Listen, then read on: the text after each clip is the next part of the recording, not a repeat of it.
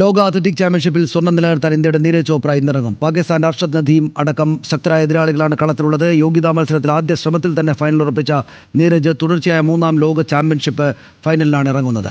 നീരജിനേക്കാൾ മികച്ച ദൂരം കണ്ടെത്തിയ 5 താരങ്ങളും ഫൈനലിലുണ്ട്. 84.85 മീറ്റർ എറിഞ്ഞാണ് നീരജ് ഫൈനൽ ഉറപ്പിച്ചത്. ഇന്ത്യൻ താരം സച്ചിൻ യാദവും ഇത്തവണ ഫൈനൽ ഉറപ്പിച്ചു. 11 വിവിധ രാജ്യങ്ങളിൽ നിന്നുള്ള താരങ്ങളാണ് ഇത്തവണ ലോക ചാമ്പ്യൻഷിപ്പ് ഫൈനലിൽ മത്സരിക്കുന്നത്. വൈകിട്ട് 3:50 ഫൈനൽ മത്സരം തുടങ്ങുക.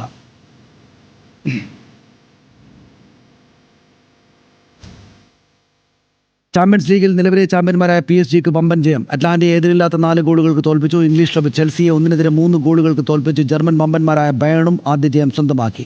സൂപ്പർ താരം ഹാരി കെയ്ൻ ഇരട്ട ഗോൾ നേടി. അവസാന മിനിറ്റിൽ നേടിയ ഗോളിൽ അത്ലറ്റിക്കോയ്ക്കെതിരെ ലിവർപൂൾ ആവേശ ജയം സ്വന്തമാക്കി.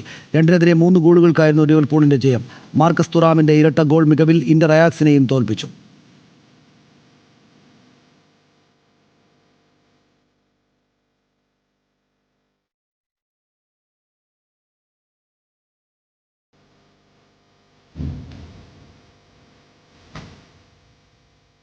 UEFA ചാമ്പ്യൻസ് ലീഗിൽ ബാഴ്സലോണ ഇന്ന് ആദ്യ മത്സരത്തിനിറങ്ങും. ന്യൂകാസിൽ യുണൈറ്റഡാണ് എതിരാളികൾ. ന്യൂകാസിലിന്റെ ഹോം ഗ്രൗണ്ടായ സെന്റ് ജെയിംസ് പാർക്കിലാണ് മത്സരം.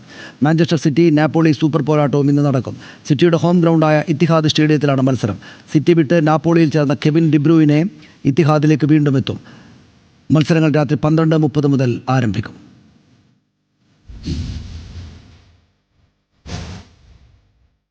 ഇന്റർ മയാമിയിൽ കരാർ പുതുക്കാനൊരുങ്ങി സൂപ്പർ താരം ലയണൽ മെസ്സി. 2 വർഷത്തെ കരാറിലായിരിക്കും മെസ്സിയും ക്ലബ്ബും തമ്മിൽ ഒപ്പുവെക്കുകയെന്ന റിപ്പോർട്ട്. നിലവിൽ ഈ സീസൺ അവസാനം വരെയാണ് മയാമിയുമായി മെസ്സിയുടെ കരാർ.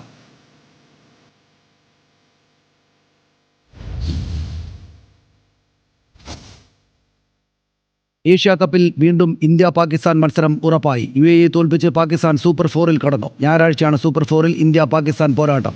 ഹസ്തദാന വിവാദം തുടരുന്നതിനിടെയാണ് ഇന്ത്യ വീണ്ടും പാകിസ്ഥാനെ നേരിടാനൊരുങ്ങുന്നത്. ഗ്രൂപ്പ് ബിയിൽ ഇന്ന് ശ്രീലങ്ക അഫ്ഗാനിസ്ഥാനെ നേരിടും.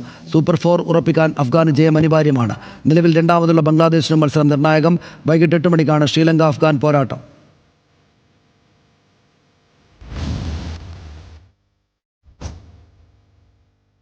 ഫുട്ബോൾ ഇതിഹാസം ഹോസെ മൗറീഞ്ഞോ ബെൻഫിക്കയുടെ പരിശീലകനായി തിരിച്ചെത്തുന്നു. ക്ലബ്ബുമായി 2027 ജൂൺ വരെ കരാറിലെത്താൻ ധാരണയായതായി മൗറീഞ്ഞോ.